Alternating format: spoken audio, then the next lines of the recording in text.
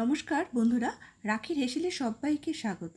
কেমন আছেন আপনারা? গরমে অসহ্য গরম এখন, আর গরমে কেমন আছেন অবশ্যই আমাকে জানাবেন। আজ আমি নিয়ে এসেছি কাঁচা কলার কোপ্তা বা কাঁচকলা কোপ্তা। তো এটা কিন্তু নিরামিষ দিনে খুব সুন্দর লাগে। আমি এখানে দুটি কাঁচা কলা নিয়েছি আর সেটাকে মধ্যেখানে কেটে আমি প্রেসার কুকারে একটা সিটি দিয়ে নিয়েছি। এবার এটা খুব সহজেই কিন্তু খোসা ফেলে নেওয়া যায় সেদ্ধ করার পরে। আমি খোসাটা ফেলে নিলাম, হাত দিয়েই কিন্তু ছিঁড়ে ফেলে নেওয়া যায়। জানেন তো, কাঁচকলার খোসা দিয়েও কিন্তু রেসিপি করা যায়। পরে একদিন আমি সেই রেসিপিটাও দেখাবো আপনাদের কাছে। তো আপনারা এই কোপ্তাটা খেয়ে অবশ্যই দেখবেন রান্না করে কীরকম লাগে। আমি এখানে একটা ম্যাশার নিয়েছি, ম্যাশার দিয়ে খুব সুন্দরভাবে মাখাটা হয়। যদি হাত দিয়ে মাখি তাহলে কিন্তু অতটাও সুন্দর হয় না। ম্যাশার দিয়ে একটু ভালো করে চেপে দিচ্ছি, তারপর আমি হাত দিয়ে মেখে নেব।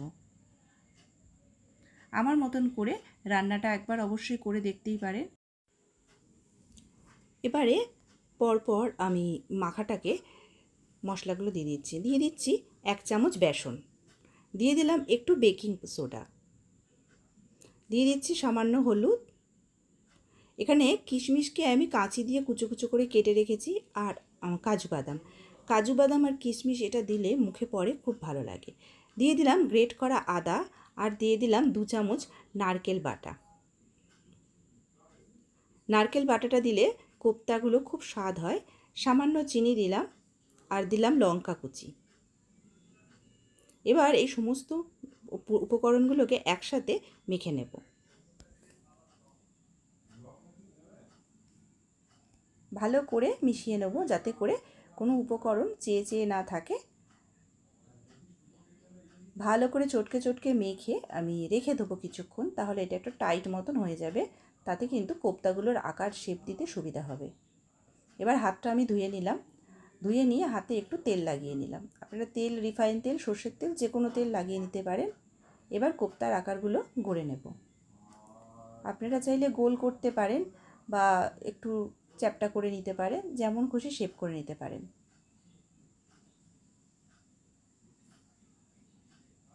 আমি এখানে একটুখানি গোল করে একটু চ্যাপ্টা করে শেপ করে নিচ্ছি।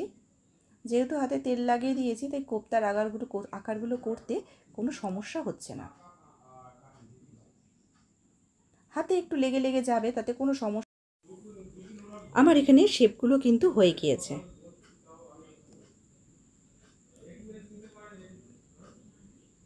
এবারে তেলটা আমি গরম করে নিয়েছি, একটি কড়া বসিয়ে। আমি এখানে সাদা তেলে করছি। তেল বসিয়ে তারপর আমি কোপ্তাগুলো খুন্তির সাহায্যে তুলে দিচ্ছি, যাতে হাত দিতে না হয়। আমি একটা হাতের মধ্যে দিয়ে, মানে থালার মধ্যে দিয়ে রেখেছিলাম।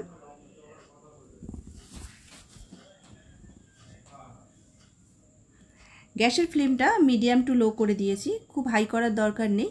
যদি হাই করে রাখি তাহলে কিন্তু খুব তাড়াতাড়ি হয়ে যাবে গায়ের উপরটা, আর ভিতরে কাঁচা থেকে যাবে। কোপ্তাগুলো খুব ভালো করে ভাজা হয়ে গেলে তারপর তুলে নেব। আর একটা কথা, এই কোপ্তাগুলো কিন্তু আপনারা খালিও খেতে পারেন। যদি গ্রেভি না করে, যদি মনে করেন যে না এমনি খাবো, তাও খাওয়া যায় চপের মতো, কোনো সমস্যা নেই, তাতে খুব ভালো লাগে খেতে।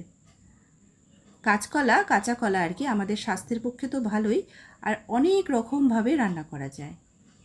আমরা নিরামিষ দিনে অনেক আছে, বাচ্চারা খেতে চায় না কাঁচা কলা, কিন্তু এরকম কোপ্তা করে দিলে পরে সে কিন্তু খুব মজা করে খেয়ে নেবে। আমি এখানে আলু সেদ্ধ করে রেখেছি, যেহেতু আমি ডালনাটা যে বানাবো কোপ্তা কারিটা, তার মধ্যে একটু আলু দেব। আমি এখানে কয়েকটি আলু সেদ্ধ করে রেখেছিলাম খোসা ফেলে। এবার সেই কোপ্তার যে তেলটা ছিল ওর মধ্যে আমি একটু নুন হলুদ দিয়ে আলুগুলোকে একটু ভেজে নেব। যারা আলু খেতে পছন্দ করেন না তারা আলু দেবেন না, শুধু কোপ্তা কারি করে নেবেন। আলুতে যাদের কোনো প্রবলেম আছে বা হাই ব্লাড প্রেশার, আলু খাওয়া যাবে না, ডাক্তারের নিষেধ আছে, তারা খাবেন না। এখানে নিয়েছি জায়ফল, জয়িত্রী, গরম মশলা, একটা তেজপাতা, একটা শুকনো লঙ্কা। তো এটা আমি তেলে ফোড়ন দিলাম। এর কিন্তু একটা সুন্দর ফ্লেভার ওঠে, রান্নার স্বাদটাও বাড়িয়ে দেয়। এটা কিন্তু অবশ্যই ফোড়নটা দেবেন। এখানে টমেটো আর কাঁচা লঙ্কাটা আমি একসঙ্গে পেস্ট করি, যখন করি তাতে আমার সুবিধা হয়, কারণ আমাদের তো রান্না অল্প হয়। এখানে দিয়ে দিলাম গ্রেট করা আদা, দিলাম 1/2 চামচ নুন, আর জিরের গুঁড়ো 1/2 চা চামচ, আর ধনের গুঁড়ো 1/2 চা চামচ। দিয়ে দিলাম হলুদ গুঁড়ো 1 চা চামচ। সেই মশলাগুলো এই গ্রেভির মধ্যেই দিয়ে দিলাম, মানে জলে বাটা টমেটোর একটা জল থাকে, তার মধ্যে যখন মশলাগুলো দিয়ে দিলাম কোনো সমস্যা হবে না, কিন্তু তাহলে তলায় লেগে যাওয়ারও সমস্যা নেই।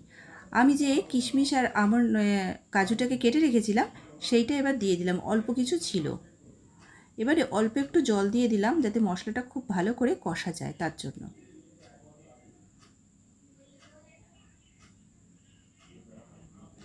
মশলাটা থেকে যখন তেল ছাড়তে শুরু করবে তখন আমি একটুখানি লঙ্কার গুঁড়ো দিলাম। আমার মনে হয়েছিল যেন আরেকটু লঙ্কা দিলে ভালো হয়, তাই জন্য আমি একটু লঙ্কা দিলাম। আর এবার দিয়ে দিলাম আলুগুলো। আপনারা যারা ঝাল কম খান তাদের কিন্তু দরকার নেই আর লঙ্কা দেবার। এখানে আমি কাজু কয়েকটি বেটে রেখেছিলাম আর সঙ্গে একটু চারমগজ। কাজু আর চারমগজটা একসঙ্গে বেটে রাখলে রান্নার স্বাদটা অনেক বেশি বাড়িয়ে দেয়, তো সেটা আমি এবার দিয়ে দিলাম। কাজু দেওয়াতে কিন্তু কড়াইয়ে তলায় লেগে যাওয়ার সম্ভাবনা থাকে, তাই গ্যাসের ফ্লেমটা একটু কমিয়ে দেবেন। দিয়ে দিলাম সামান্য চিনি। ব্যাস, এইবার দিয়ে দিলাম একটুখানি জল।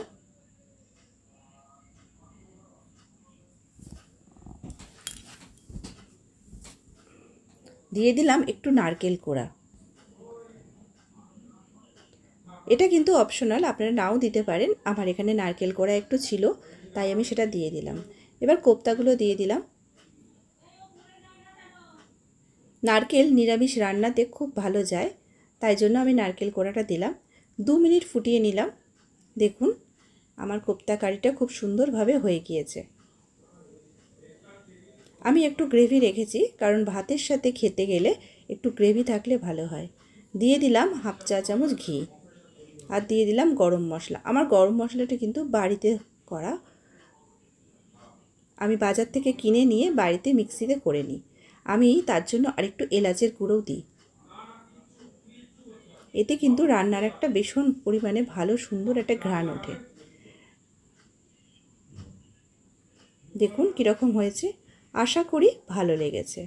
ভালো থাকবেন।